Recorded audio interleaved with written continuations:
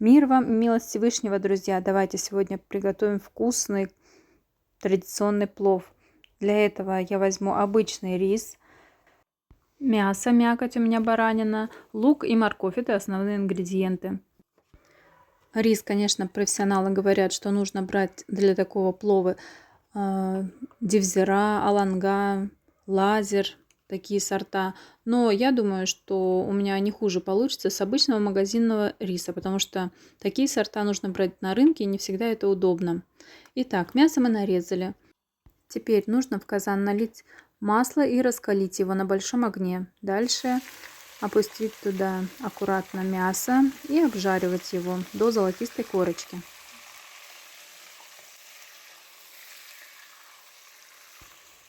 Рис мы замачиваем заранее, промываем водой сначала и потом оставляем в чистой воде. Промываю я обычно раза 4 и отставляем. Теперь нужно нарезать лук. Мелко сильно не надо, можно даже полукольцами, но я обычно делаю так. Лук добавляем мы, когда мясо только обжарится. Сырое мясо не нужно добавлять его, потому что будет водянистое. А так он должен обжариться до золотистой корочки. Пока лук обжаривается, мы нарезаем морковь соломкой. И как обжарится лук, добавляем морковь тоже туда.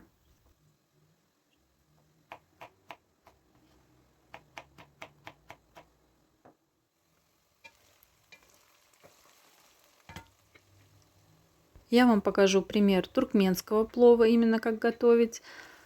Скажу, чем он отличается. Отличается, конечно, массой всего, потому что у многих народов разные рецептуры плова. Существует около 1000 их, наверное.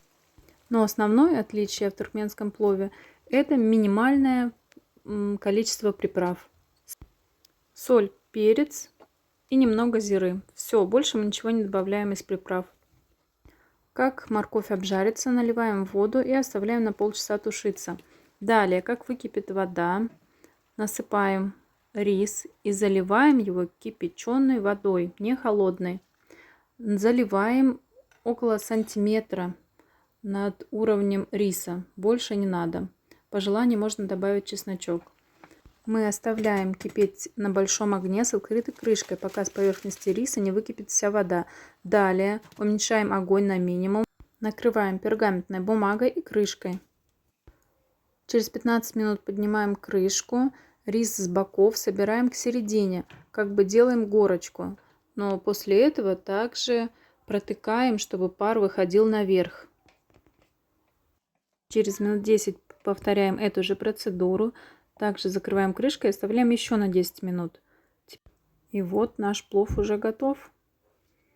Осталось только быстро-быстро положить на тарелку, потому что горячий плов – это очень вкусно. Конечно, может быть, у вас газ меньше чуть-чуть или чуть больше. Нужно проверять рисинку на вкус. Кому-то на 5 минут дольше придется потерпеть под крышкой плов, чтобы потушился еще. Кому-то, может быть, и раньше. Главное, чтобы вся вода с плова выкипела.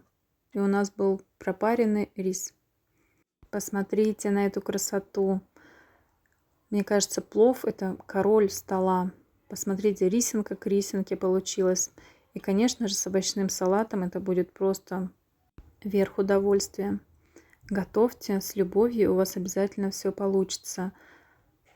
Главное усвоить несколько правил. Это не переливать воду, когда вы заливаете уже кипятком. И лить именно кипяченую воду, а не холодную. И тогда у вас будет такой рассыпчатый, ароматный и красивый плов. Желаю вам удачи. Спасибо, что остаетесь со мной. Мир вам и милость Всевышнего, друзья.